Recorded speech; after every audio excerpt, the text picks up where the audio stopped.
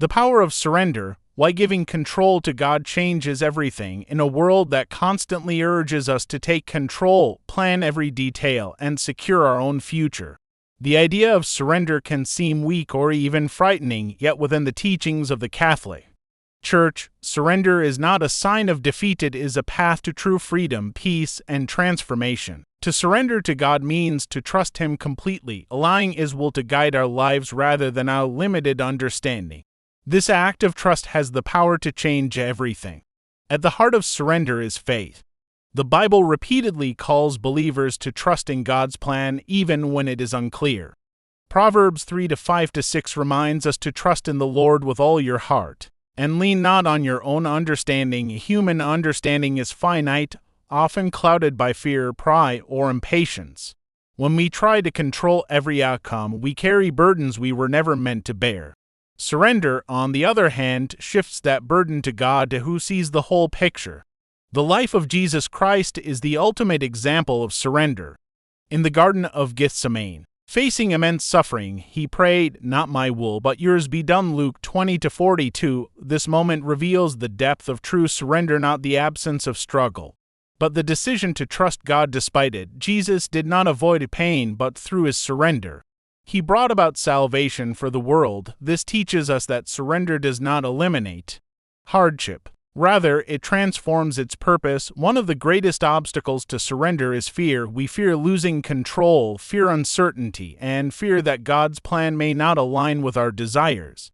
Yet Scripture assures us that God's plans are always for our good. Jeremiah 29:11. Surrender requires letting go of the illusion that we know what is best for our lives. It invites us to believe that God, in His infinite wisdom and love, is leading us towards something greater, even when we cannot yet see it. In Catholic spirituality, surrender is closely tied to humility. Saints throughout history have demonstrated that true strength lies in dependence on God. Saint Therese of Lisieux embraced what she called the little way, a path of childlike trust and surrender to God in everyday life. She believed that even the smallest actions, when offered to God with love, have great spiritual value.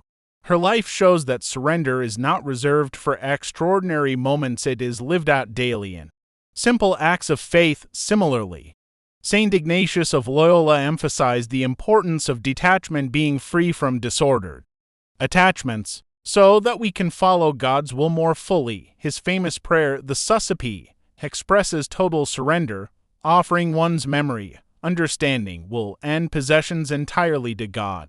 This radical trust allows a person to live with greater clarity and purpose. No longer divided by competing desires, surrender also brings peace. When we insist on controlling everything, anxiety often follows. We worry about outcomes, replay past mistakes, and try to predict the future, but when we surrender to God, we acknowledge that He is in control, not us. This realization can be deeply liberating. Philippians 4:6-7 encourages believers to present their requests to God with thanksgiving, promising that His peace will guard their hearts and minds. This peace is not dependent on circumstances. It flows from trust. Moreover, surrender opens the door to transformation. God cannot fully work in a heart that is closed off by pride or self-reliance. When we surrender, we make space for His grace to act within us. The Catechism teaches that grace builds upon nature, elevating and perfecting it. By surrendering our weaknesses, fears, and limitations to God, we allow Him to shape us into who we are truly meant to be. It is important to understand that surrender is not passive. It does not mean doing nothing or avoiding responsibility. Rather, it is an active choice to align our will with God's.